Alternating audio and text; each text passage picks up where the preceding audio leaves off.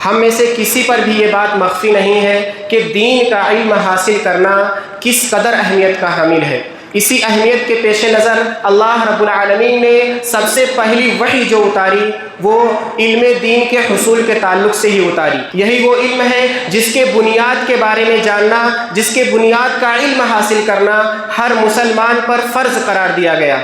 اسی علم کو انبیاء کرام کی میراث قرار دیا گیا۔ یہی وہ علم ہے جس کے حصول سے جنت کا راستہ آسان ہوتا ہے۔ یہی وہ علم ہے جس کو پا کر آدمی خشیت الہی سے لبریز ہوتا ہے۔ اسی علم کے ذریعے مومن کے درجات بلند ہوتے ہیں۔ یہی وہ علم ہے جس کے حاصل کرنے والے کے لیے اللہ کے رسول صلی اللہ علیہ وسلم کی دعا ہوتی ہے کہ اللہ تعالیٰ اس کو خوش و خرم رکھے، تر و تازہ رکھے۔ یہی وہ علم ہے کہ جس کے حاصل کرنے والے پر اللہ رب العالمین کی رحمتیں برستی ہیں۔ یہی وہ علم ہے کائنات کی تمام مخلوقات جس کے حاصل کرنے والے کے لیے دعائیں کرتی ہیں۔ یہی وہ علم ہے جو مرنے کے بعد بھی صاحب علم کو فائدہ پہنچاتا ہے، یعنی اس کا ثواب مرنے کے بعد بھی صاحب علم کو پہنچتے رہتا ہے۔ علم دین کی اس قدر اہمیت اور فضیلت کی وجہ سے ہی صحابہ کرام نے علم دین کو اپنا اوڑھنا اور بچھونا بنا لیا۔ اصحاب صفہ جو اللہ کے رسول صلی اللہ علیہ وسلم سے جڑے ہوئے تھے، بھوک اور پیاس کی شدت برداشت کرتے تھے، وہ اسی علم دین کے حصول کی خاطر اللہ کے رسول صلی اللہ علیہ وسلم کی حدیثوں کو سیکھنے کی خاطر، آپ کے اقوال اور آپ کے اعمال کو جاننے کی خاطر ہی آپ سے جڑے ہوئے تھے۔ ابو ہریرہ رضی اللہ تعالیٰ عنہ جو کہ اصحاب صفہ میں شامل تھے، ان کے بارے میں آتا ہے کہ بارہا ان کے ساتھ ایسا واقعہ پیش آیا کہ بھوک اور پیاس کی شدت کی وجہ سے وہ غشی کھا کر کے، چکر کھا کر کے گر جایا کرتے تھے، بے ہوش ہو جایا کرتے تھے، لیکن پھر بھی وہ طلب علم کی راہ میں لگے ہوئے تھے، اللہ کے رسول صلی اللہ علیہ وسلم کی حدیثوں کو سیکھنے میں لگے ہوئے تھے۔ نتیجہ کیا ہوا؟ اللہ رب العالمین نے ان کو وہ مقام، وہ درجہ عطا فرمایا کہ حدیث کی کتابوں میں سب سے زیادہ روایت کرنے والے جو راوی ہیں، جو صحابی ہیں، وہ حضرت ابو ہریرہ رضی اللہ تعالیٰ عنہ ہیں۔ یہ مقام اللہ رب العالمین نے انہیں عطا فرمایا اس تکلیف اور اس مشقت کو برداشت کرنے کی وجہ سے۔ حضرت ابو الدرداء رضی اللہ تعالیٰ عنہ جنہوں نے دین کی خاطر، اللہ کے رسول صلی اللہ علیہ وسلم کی حدیثوں کو سیکھنے کی خاطر اپنی تجارت کو چھوڑ دیا اور اللہ کے رسول صلی اللہ علیہ وسلم کے اصحاب صفہ میں شامل ہو گئے، دین کو سیکھنے لگے، حدیثوں کو سیکھنے لگے۔ پھر ایک وقت ایسا آیا کہ مسجد نبوی میں وہ تشریف فرما تھے اور بڑے بڑے لوگ ان سے دین کے بارے میں علم حاصل کر رہے تھے، ان سے سوالات کرتے تھے الگ الگ مسئلوں کے تعلق سے، الگ الگ فن کے تعلق سے، اور وہ سب کو جواب دیتے تھے۔ اللہ تعالیٰ نے ان کو اتنا علم عطا فرمایا۔ تو صحابہ کرام کے اندر علم دین کا شوق کوٹ کوٹ کر بھرا ہوا تھا۔ چنانچہ حضرت عمر فاروق رضی اللہ تعالیٰ عنہ کے بارے میں آتا ہے کہ انہوں نے اپنے پڑوسی جو کہ ایک انصاری صحابی تھے، ان کے ساتھ باری طے کر لی تھی کہ اللہ کے رسول صلی اللہ علیہ وسلم کی خدمت میں ایک دن میں حاضر ہوا کروں گا اور ایک دن تم حاضر ہونا۔ اس طریقے سے اللہ کے رسول صلی اللہ علیہ وسلم کی حدیثیں، آپ کی باتیں، آپ کے ساتھ پیش آنے والے واقعات ہم اس سے انجان نہیں رہیں گے، ہم کو روزانہ کے معاملات اللہ کے رسول صلی اللہ علیہ وسلم کے پتہ چلتے رہیں گے۔ اس طریقے سے ایک دن کی کاروبار کا قربانی دینا عمر فاروق رضی اللہ تعالیٰ عنہ نے یہ نمونہ پیش کیا، اور حدیث رسول سے وہ محبت اور علم دین سے وہ محبت کا یہ نمونہ پیش کر کے دکھلایا۔ آج ہمارے پاس اللہ کے رسول صلی اللہ علیہ وسلم کی حدیثوں کو سننے کے لیے 5 منٹ کا بھی وقت نہیں رہتا ہے۔ اگر درس رکھا جائے تو لوگ 5 منٹ بھی بیٹھ کر کے اس درس کو سن نہیں سکتے ہیں، اللہ کے رسول کی حدیث کو سن نہیں سکتے ہیں۔ حدیثوں سے لاپرواہی ہے، ذرہ برابر بھی دلوں میں محبت نہیں ہے کہ بیٹھ کر کے 5 منٹ سن لے، بھلے پتہ ہی رہے لیکن سننے سے ثواب ملتا ہے، علم میں اضافہ ہوتا ہے اور اللہ رب العالمین کی رحمتیں ملتی ہیں، لیکن پھر بھی ہمارے دلوں میں وہ شوق نہیں، وہ جذبہ نہیں، وہ محبت نہیں، اس لیے لوگ بیٹھنا گوارا نہیں کرتے ہیں۔ تو عمر فاروق رضی اللہ تعالیٰ عنہ کی طرح آدمی اپنے ایک دن کے کاروبار کو کیسے چھوڑ سکتا ہے کہ میں ایک دن کاروبار کروں، ایک دن دین کی راہ میں لگ جاؤں، ایک دن کاروبار کروں، ایک دن دین کی راہ میں لگ جاؤں۔ اور حضرت ابو الدرداء رضی اللہ تعالیٰ عنہ کی طرح پورے تجارت کو ہی چھوڑ دینا تو ناممکن بات ہے۔ محترم سامعین، اللہ رب العالمین سورہ توبہ آیت نمبر 122 کے اندر ارشاد فرماتا ہے وَمَا كَانَ الْمُؤْمِنُونَ لِيَنْفِرُوا كَافَّةً فَلَوْلَا نَفَرَ مِنْ كُلِّ فِرْقَةٍ مِّنْهُمْ طَائِفَةٌ لِيَتَفَقَّهُوا فِي الدِّينِ وَلِيُنذِرُوا قَوْمَهُمْ إِذَا رَجَعُوا إِلَيْهِمْ لَعَلَّهُمْ يَحْذَرُونَ کہ مومنوں کے لیے یہ ممکن نہیں ہے کہ سب کے سب نکل جائیں، یعنی سب کے سب دین کے لیے نکل جائیں یا سب کے سب جہاد کے لیے نکل جائیں، ایسا مومنوں کے لیے ممکن نہیں ہے۔ اس لیے اللہ رب العالمین نے کیا فرمایا؟ فَلَوْلَا نَفَرَ مِن كُلِّ فِرْقَةٍ مِّنْهُمْ طَائِفَةٌ لِيَتَفَقَّهُوا فِي الدِّينِ، تو ایسا کیوں نہیں ہوتا کہ لوگوں کی جماعت میں سے، لوگوں کے گروہ میں سے ایک گروہ نکلے، یعنی ایک جماعت، ایک گاؤں، ایک علاقہ ہے تو وہاں سے کچھ لوگ نکلے تاکہ جا کر کے دین کی سمجھ حاصل کریں، دین کے بارے میں علم حاصل کریں، اور دین کا علم سیکھ کر کے جب لوٹ کر کے اپنے علاقے میں آئے تو اپنے علاقے کے لوگوں کو ڈرائیں تاکہ وہاں کے لوگ ڈر جائیں، جب حدیثوں کو سنیں، قرآن کو سنیں اور اللہ کے رسول صلی اللہ علیہ وسلم کے بارے میں، دین کے بارے میں جانکاری ان کو ہو تو وہ ڈرے اور آخرت کا خوف ان کے دل میں پیدا ہو، اس طریقے سے وہ نیکیاں کریں اور برائیوں سے بچیں۔ یہ آیت مسلمانوں کو اس بات پر ابھارتی ہے کہ دین کا علم حاصل کرنا ہر حال میں لازم اور ضروری ہے، ہر حال میں دین کا علم حاصل کرنا ہے، کسی بھی حال میں دین کا علم سے آدمی دوری اختیار نہیں کر سکتا ہے۔ اگر اپنے علاقے میں دستیاب ہے، اپنے علاقے میں سہولت ہے تو آدمی اپنے علاقے میں حاصل کرے، اگر اپنے علاقے میں سہولت نہیں ہے، اپنے علاقے میں عالم نہیں ہے، اپنے علاقے میں علم کا ذریعہ نہیں ہے تو باہر نکل کر کے دین کا علم حاصل کرنا ہے، لیکن کوئی بہانہ، کوئی عذر آدمی کے پاس نہیں ہے کہ میں دین کا علم حاصل نہیں کر سکتا۔ انتہائی افسوس کے ساتھ کہنا پڑتا ہے کہ جو ایک فرض ہے جو مسلمانوں کے اوپر انتہائی زیادہ لازمی اور ضروری ہے کہ دین کا علم حاصل کرے، اس فرض سے مسلمان بالکل کوتا ہے، جو فرض کفایہ ہے، یعنی ایک علاقے کے لوگوں میں کچھ لوگوں کا اس علم کا حاصل کرنا انتہائی زیادہ لازم اور ضروری ہے، لیکن اس علاقے کے سارے لوگ اس علم سے دور ہیں اور کوئی بھی دین کا علم حاصل نہیں کرنا چاہتا ہے۔ لوگ خود بھی دنیا میں لگے ہوئے ہیں، صبح سے شام تک دنیا دنیا دنیا کما رہے ہیں، دنیا دنیا ہی ان کی لبوں پر ہے، دنیا دنیا ہی ان کے دلوں میں ہے، اپنے بچوں کو بھی یہی سکھا رہے ہیں، دنیا کا علم ان کو دے رہے ہیں، دنیا کے علم میں ہی ان کو لگا رہے ہیں، لیکن دین کے علم کے لیے ان کے پاس ٹائم نہیں ہے، دین کے علم کے لیے اپنے بچوں کو لگانے کا کوئی جذبہ نہیں ہے، کوئی شوق نہیں ہے۔ بہانہ صرف یہی ہے کہ ہمارے علاقے میں کوئی چیز نہیں ہے تو ہم کیسے سکھائیں، دور بھیجنا ان کو گوارا نہیں ہے،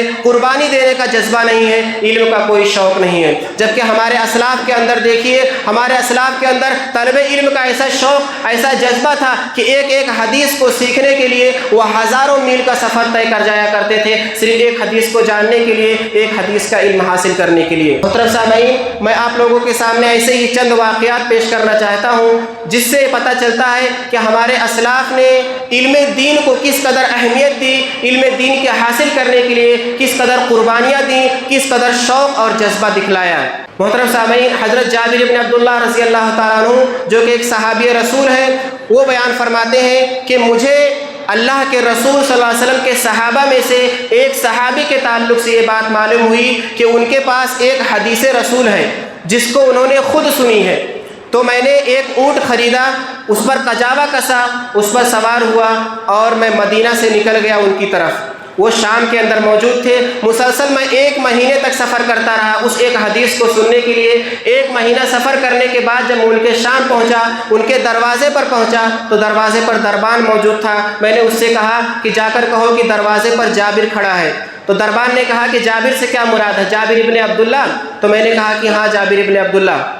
اتنے میں اندر سے وہ صحابی رسول یعنی عبداللہ ابن انیس رضی اللہ تعالیٰ عنہ تشریف لے آئے۔ انہوں نے آ کر دیکھا کہ باہر دروازے پر جابر ابن عبداللہ رضی اللہ تعالیٰ عنہ کھڑے ہیں، فوراً ان سے گلے ملے۔ اس کے بعد حال چال دریافت کرنے کے بعد جابر ابن عبداللہ رضی اللہ تعالیٰ عنہ نے بتلایا کہ میں نے سنا ہے کہ تمہارے پاس اللہ کے رسول صلی اللہ علیہ وسلم کی ایک حدیث ہے جس کو تم نے خود اللہ کے رسول صلی اللہ علیہ وسلم سنی ہے، اور مجھے یہ اندیشہ لاحق ہوا کہ کہیں اس حدیث کو سننے سے پہلے میری موت واقع نہ ہو جائے یا تمہاری موت واقع نہ ہو جائے، یعنی تمہارا انتقال ہو جائے یا میرا انتقال ہو جائے اور میں اس حدیث کو سن نہ سکوں۔ تو اس خوف کی وجہ سے میں فوراً نکل کھڑا ہوا اور 1 مہینے کا مسلسل سفر کر کے آیا ہوں صرف اس حدیث کو سننے کے لیے۔ تو انہوں نے وہ حدیث ان کو بتلائی۔ تو یہاں پر دیکھیے ایک صحابی رسول کے اندر حدیث کو جاننے کا، حدیث کو سننے کا کس قدر جذبہ کہ اس ڈر سے کہ کہیں میری موت واقع نہ ہو جائے اور میں اس حدیث سے انجان رہ جاؤں جس حدیث کو ایک میرا ساتھی ایک صحابی رسول جانتا ہے، تو فوراً اسی کے لیے نکل گئے اور 1 مہینے تک مسلسل سفر کی تکلیفوں کو برداشت کیا اور جا کر کے اس حدیث کا علم حاصل کیا۔ اسی طریقے کا سفر حضرت ابو ایوب انصاری رضی اللہ تعالیٰ عنہ نے کیا، مدینہ سے مصر کا سفر جو کہ 2000 2000 کلومیٹر کا سفر ہوتا ہے لگ بھگ، انہوں نے ایسی حدیث کے لیے سفر کیا جس کو انہوں نے اللہ کے رسول صلی اللہ علیہ وسلم سے سنا تھا، لیکن پھر بھی اس کو ایک دوسرے صحابی رسول سے سننے کے لیے، جس کو سننے والوں میں صرف ابو ایوب انصاری رضی اللہ تعالیٰ عنہ اس وقت موجود تھے، اور یا تو عقبہ ابن عامر رضی اللہ تعالیٰ عنہ موجود تھے، یعنی اس وقت صرف یہ 2 صحابی موجود تھے جنہوں نے اس حدیث کو اللہ کے رسول صلی اللہ علیہ وسلم سنی تھی، باقی جنہوں نے بھی سنی تھی ان سارے لوگوں کا انتقال ہو چکا تھا۔ تو اسی لیے وہ مدینہ سے مصر سفر کر کے جاتے ہیں اور وہاں پر پہنچ کر کے عقبہ ابن عامر رضی اللہ تعالیٰ عنہ سے ملاقات کرتے ہیں اور ان سے کہتے ہیں کہ میں اس حدیث کے لیے آیا ہوں جس کو ہم دونوں نے سنا ہے، اور اس وقت ہم دونوں کے علاوہ کوئی بھی اس حدیث کو سننے والا موجود نہیں ہے۔ تو عقبہ ابن عامر رضی اللہ تعالیٰ عنہ وہ حدیث بیان فرماتے ہیں، تو ابو ایوب انصاری رضی اللہ تعالیٰ عنہ کہتے ہیں تم نے بالکل سچ کہا، اللہ کے رسول صلی اللہ علیہ وسلم نے ایسے ہی فرمایا تھا۔ یعنی وہ حدیث ان کو خود بھی پتہ ہے، لیکن پھر بھی ایک صحابی رسول سے سننے کے لیے، ایک حدیث کی اس کی تصدیق کرنے کے لیے وہاں پر اتنا دور کا سفر انہوں نے کیا 2000 کلومیٹر کا، اور جا کر کے اس حدیث کو سن کر فوراً مصر سے مدینہ واپس آ گئے۔ تو یہ تھا حدیث سے محبت، حدیث کو جاننے کی محبت اور اللہ کے رسول صلی اللہ علیہ وسلم کے علم کو حاصل کرنے کی محبت۔ اسی طریقے سے حضرت عبداللہ ابن عباس رضی اللہ تعالیٰ عنہ جو کہ چھوٹے صحابہ کرام میں شامل ہوتے ہیں، یعنی جس وقت اللہ کے رسول صلی اللہ علیہ وسلم کا انتقال ہوا اس وقت ان کی عمر صرف 13 سال کی تھی، کیونکہ چھوٹے تھے اس لیے اللہ کے رسول صلی اللہ علیہ وسلم کے ساتھ رہ کر کے ان کو حدیثوں کو سیکھنے کا زیادہ موقع نہیں ملا، اس لیے کہ بڑے بڑے صحابہ کرام اللہ کے رسول صلی اللہ علیہ وسلم کے ارد گرد رہا کرتے تھے، تو چھوٹے ہونے کی بنیاد پر ان کو حدیثوں کو زیادہ سیکھنے کا موقع نہیں ملا۔ تو اللہ کے رسول صلی اللہ علیہ وسلم کے انتقال کے بعد انہوں نے حدیثوں کو سیکھنے کا ارادہ کیا اور انہوں نے سوچا کہ میں صحابہ کرام سے علم دین کو اکٹھا کروں گا، حدیثوں کو اکٹھا کروں گا۔ تو وہ اپنے اسی شوق کے تعلق سے بیان فرماتے ہیں کہ مجھے جس صحابی کے بارے میں بھی معلوم پڑتا کہ ان کے پاس کوئی حدیث ہے تو میں دوپہر کے وقت، یعنی جب قیلولے کا وقت ہوتا ہے، جب آدمی دوپہر کے وقت کھانا کھانے کے بعد آرام کرتا ہے، تو اس وقت میں اس صحابی کے دروازے پر جا کر کے لیٹ جایا کرتا تھا، اور مدینہ کی گرم اور تیز ہوائیں دھول اور گرد و غبار اڑا کر کے میرے بدن پر لا کر ڈال دیا کرتی تھی، اس دھول میں میں دروازے پر ایسے پڑا رہتا تھا۔ اس کے بعد تھا وہ اندر سے جب تشریف لاتے تھے باہر، مجھے اس حالت میں دیکھتے تھے تو کہتے تھے کہ اے رسول صلی اللہ علیہ وسلم کے چچا زاد بھائی، تم نے یہ تکلیف کیوں گوارا کی، تم نے یہ زحمت کیوں گوارا کی، ہمارے پاس پیغام بھیجوا دیتے، ہم آپ کی خدمت میں حاضر ہو جاتے۔ تو وہ کہتے کہ نہیں، میں اس بات کا زیادہ حق رکھتا ہوں کہ میں آ کر کے حدیث رسول کو سیکھوں، اس لیے کہ جس کے پاس علم ہوتا ہے اس کے پاس جایا جاتا ہے۔ تو عبداللہ ابن عباس رضی اللہ تعالیٰ عنہ اس طریقے سے تکلیفیں برداشت کر کے، دھوپ برداشت کر کے، نیند کو قربان کر کے حدیثوں کو اکٹھا کر رہے تھے، تو اللہ رب العالمین نے ان کو یہ مقام عطا فرمایا کہ امت نے ان کو حبر الامہ کا لقب عطا فرمایا، یعنی امت کا سب سے بڑا عالم، مفسر قرآن کا ان کو درجہ ملا۔ اسی طریقے سے حضرت عمر ابن خطاب رضی اللہ تعالیٰ عنہ ان کو اپنی خاص مجلسوں میں ساتھ میں رکھا کرتے تھے جہاں پر بڑے بڑے صحابہ کرام موجود ہوا کرتے تھے، تو یہ چھوٹے صحابی ان کو اپنے ساتھ رکھتے تھے ان کے علم کی وجہ سے، ان کے شوق اور جذبے کی وجہ سے۔ تو اللہ رب العالمین ایسا نوازتا ہے جن کے اندر جذبہ ہوتا ہے دین کو جاننے کا، دین کو حاصل کرنے کا۔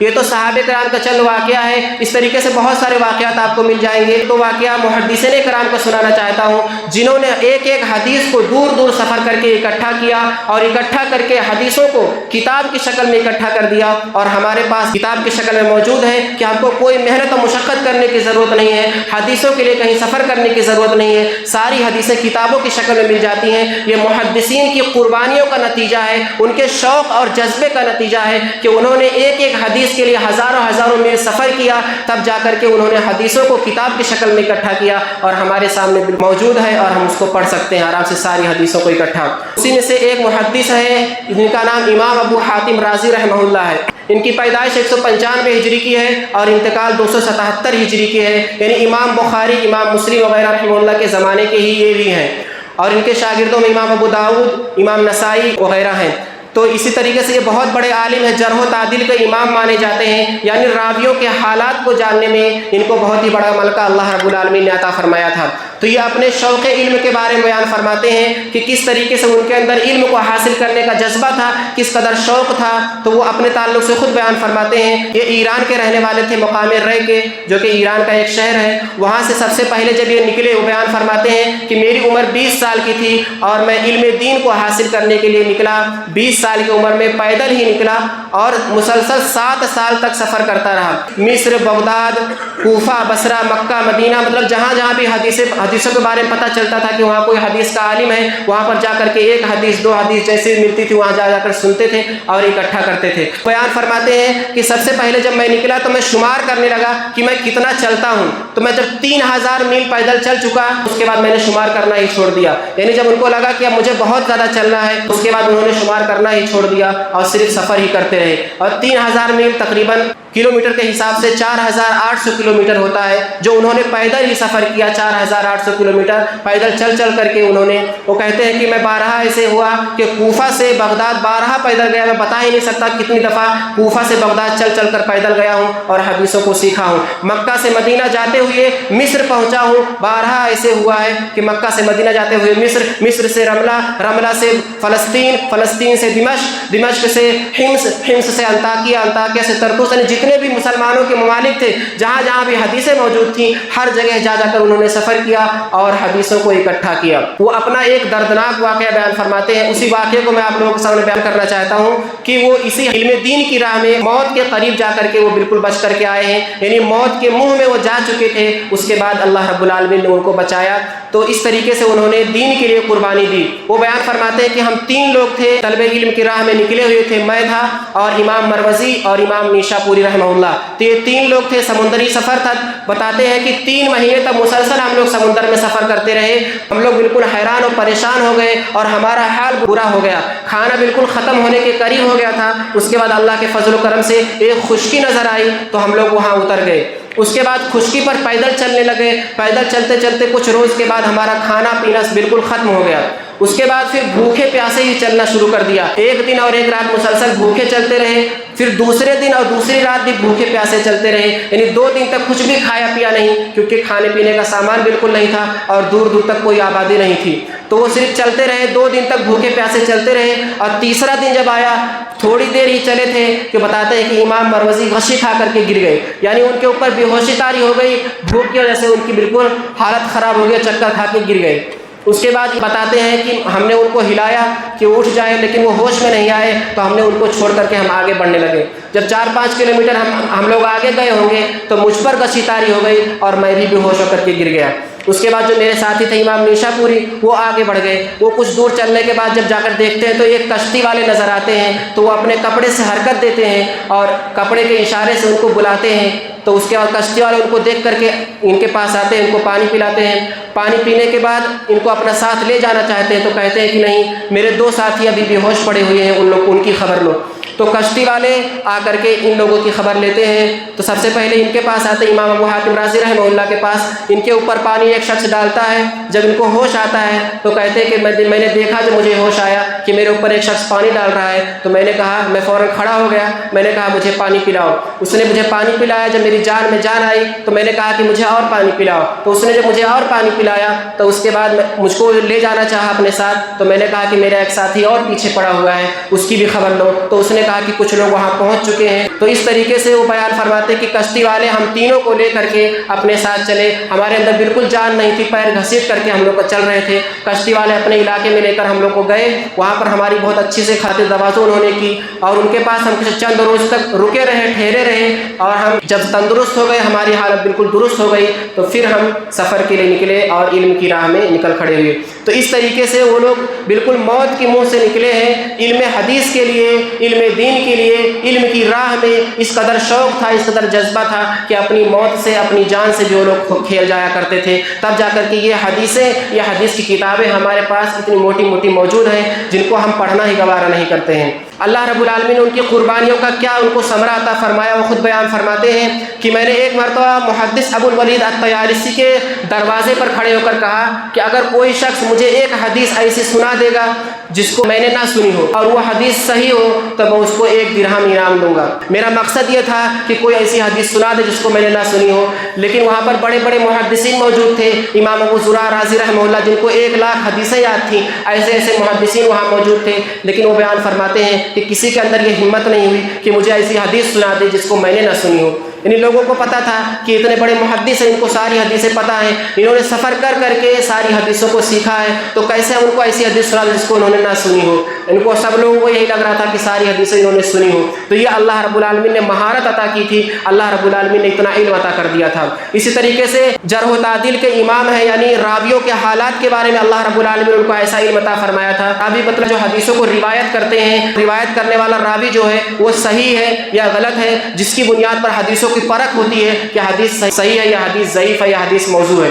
تو اس چیز کا علم اللہ رب العالمین نے ان کو نوازا تھا۔ تو اسی کے تعلق سے بیان فرماتے ہیں کہ ایک شخص میرے پاس ایک مسودہ لے کر کے آیا جس میں حدیثیں کچھ لکھی ہوئی تھیں، اس نے کہا کہ اس کو چیک کر لو کہ کون سی حدیث صحیح ہے کون سی حدیث ضعیف ہے۔ تو میں نے اس میں سے جو غلط حدیثیں تھیں اس کی نشاندہی کر دی۔ تو اس نے کہا کہ یہ کیسے آپ کر رہے ہو، آپ کے پاس کوئی دلیل ہے؟ تو امام ابو حاتم رازی کہتے ہیں کہ جو اس وقت کوئی بہت بڑا محدث ہو جو حدیثوں کو چیک کرتا ہو، صحیح غلط کی تمیز کرتا ہو، جا کر اس سے چیک کرا لو، اگر میں نے جو غلط کی نشاندہی کی ہے اگر وہ بھی اسی کی نشاندہی کرتا ہے تو سمجھ جانا کہ بالکل صحیح ہے۔ تو وہ جا کر کے امام ابو زرع رازی رحمہ اللہ سے چیک کراتا ہے، تو وہی حدیثیں جن حدیثوں کو انہوں نے غلط بتایا تھا انہی حدیثوں کو امام ابو زرع بھی غلط بتاتے ہیں۔ تو اس طریقے سے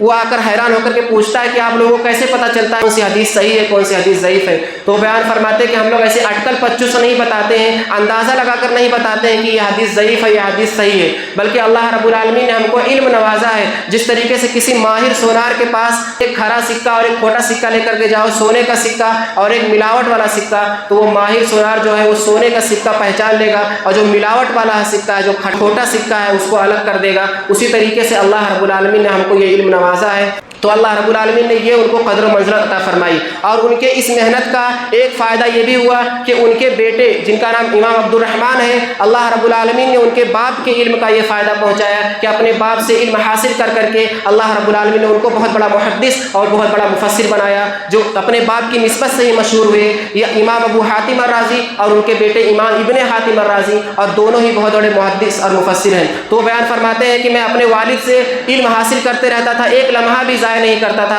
میرے ابو کھانا کھاتے رہتے تھے تو میں علم ان سے پڑھتے رہتا تھا، میرے ابو چلتے رہتے تھے تو میں ان سے علم پڑھتے رہتا تھا، وہ بیت الخلاء میں داخل ہوتے رہتے تھے میں ان سے پڑھتے رہتا تھا، وہ کسی کام سے گھر میں داخل ہوتے میں ان سے پڑھ رہا ہوں، وہ کسی باہر جا رہے ہیں میں ان سے پڑھ رہا ہوں، یعنی ہر حال میں ان سے پڑھتے ہی رہتا تھا، مسلسل ان کو خالی نہیں چھوڑتا تھا۔ اس طریقے سے وہ علم کو حاصل کرتے تھے۔ تو اللہ رب العالمین نے ان کو بھی جرح و تعدیل کا امام بنایا، بہت بڑا محدث وہ بن کر کے سامنے آئے۔ وہ اپنا واقعہ بیان فرماتے ہیں کہ مصر میں 7 مہینے کے لیے، یعنی اپنے ابو سے تو وہ سیکھ ہی رہے تھے لیکن دوسرے اساتذہ سے سیکھنے کے لیے وہ مصر کا سفر کر کے گئے۔ مصر میں گئے، 7 مہینے تک وہاں ٹھہرے رہے۔ وہ بیان فرماتے ہیں کہ دن میں سارے شیوخ کا درس رہا کرتا تھا، دن میں کوئی بھی وقت خالی نہیں تھا، تو دن میں ہم حدیثیں سیکھتے تھے اور رات میں حدیثوں کو لکھتے تھے، اس طریقے سے وقت ہم کو خالی نہیں ملتا تھا۔ ایک دن کا واقعہ وہ بیان فرماتے ہیں کہ ایک دن ہم ایک شیخ کے درس میں داخل ہوئے تو پتہ چلا کہ ان کی طبیعت خراب ہے، وہ آئے نہیں ہیں، تو ہم کو کچھ وقت مل گیا۔ جب وہ اپنے گھر واپس آنے لگے تو دیکھے ایک مچھلی فروش کرنے والا وہاں پر ہے، تو انہوں نے ایک مچھلی خرید لی۔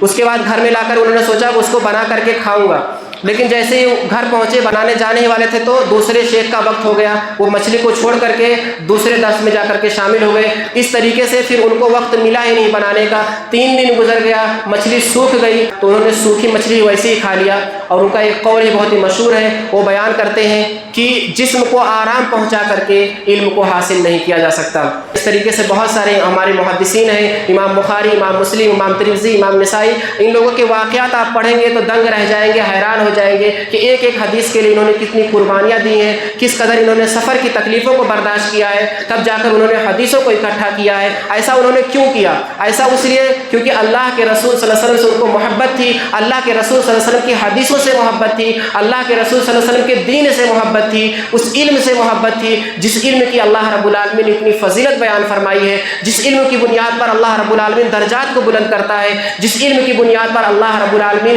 دلوں میں خشیت ڈالتا ہے، اس علم سے محبت تھی، اس دین سے محبت تھی، تب جا کر کے انہوں نے یہ قربانیاں دی۔ نہ ان کو بھی یہ قربانیاں دینے کی کوئی کیا ضرورت تھی؟ جس طریقے سے ہم دنیا میں لگے ہوئے ہیں اس طریقے سے وہ بھی دنیا میں لگے رہتے، تو وہ بھی کماتے کھاتے اور عیش کر کے چلے جاتے، لیکن ان کو دین سے مطلب تھا، ان کو دینداری کا جذبہ تھا، وہ دین کے لیے کچھ قربانی کا جذبہ رکھتے تھے۔ لیکن آج ہمارے اندر دینداری کا جذبہ نہیں ہے، دین کے لیے قربانی کا جذبہ نہیں ہے، دین کے لیے کچھ کر کے دکھانا ہی نہیں چاہتے ہیں۔ مشکل سے ہم نماز پڑھ لیتے ہیں، سوچتے ہیں کہ ہم بہت بڑے دیندار ہو گئے، ایسا نہیں ہے۔ دین کے لیے قربانی دینا پڑتا ہے، دین کے لیے اپنے جان کی، اپنے مال کی، اپنے جذبات کی، اپنے رشتوں کی، اپنے محبتوں کی، سب کی قربانی دینا پڑتا ہے، دین کے لیے باہر نکلنا پڑتا ہے، سفر کرنا پڑتا ہے، اپنے بچوں کی محبت کی قربانی دینی پڑتی ہے، ان کو محبت کو قربان کر کے باہر بھیجنا پڑتا ہے، سکھانا پڑتا ہے، اللہ رب العالمین کی محبت کا نمونہ دکھانا پڑتا ہے، تب جا کر کے اللہ رب العالمین کے سامنے یہ نمونہ پیش ہوتا ہے کہ یہ میرا بندہ جو ہے وہ دین سے محبت کرتا ہے، حقیقت میں مسلمان ہے۔ ورنہ صرف آدمی نماز پڑھ لے اور سوچے کہ میں اللہ تعالیٰ کا مسلمان بندہ ہوں، ایسا نہیں ہوتا ہے۔ دین کے لیے قربانی جب تک آدمی نہیں دیتا ہے، دین قربانی مانگتا ہے، دین یہ ہم سے تقاضا کرتا ہے کہ کس قدر مسلمان بندہ اللہ رب العالمین کے دین کے لیے اپنے آپ کو نچھاور کرتا ہے، اپنے مال کو قربان کرتا ہے، اپنی اولاد کو قربان کر دیتا ہے، اپنی جان کو قربان کر دیتا ہے۔ لہٰذا علم دین کا شوق اپنے اندر پیدا کیجئے، اپنے بچوں کو علم دین کی راہ میں لگائیے، علم دین کے لیے بھیجیے، اپنے علاقے میں نہیں تو باہر بھیجیے۔ باہر بہت سارے مدارس ہیں، قریب میں 100 کلومیٹر، 200 کلومیٹر، 300 کلومیٹر کے اندر ہے۔ اپنے بچوں کو بغیر علم کا کسی کو مت رکھیے، کم سے کم عالمیت تک تو اپنے بچوں کو پڑھانا آپ کے اوپر فرض اور لازم اور ضروری ہے۔ اگر یہی بچہ آپ کا نہیں پڑھتا ہے، صرف دنیا کا علم آپ نے سکھا دیا ہے، آپ کی خدمت نہیں کرے گا، آپ کی نافرمانی کرے گا، تو اللہ رب العالمین کے یہاں آپ کوئی بھی عذر پیش نہیں کر سکتے ہیں یہ بچہ آپ کا نافرمان نکل جائے یا بچہ آپ کی نافرمانی کرنے لگ جائے۔ اگر آپ چاہتے ہیں کہ بچہ آپ کا صدقہ جاریہ بنے تو اس کو دین کی راہ میں لگائیے، علم کی راہ میں لگائیے۔ اللہ رب العالمین سے دعا ہے کہ اللہ رب العالمین ہمارے دلوں میں علم کا شوق پیدا کرے، علم دین سے محبت پیدا کرے، ہمارے اندر دینداری کا جذبہ پیدا کرے، دین کے لیے قربانی کا جذبہ پیدا کرے۔ اللہ رب العالمین سے دعا ہے کہ اللہ رب العالمین جب تک ہم کو اس دنیا میں زندہ رکھے، دین اسلام پر زندہ رکھے، جب ہمارا خاتمہ ہو ایمان پر ہو۔ آمین۔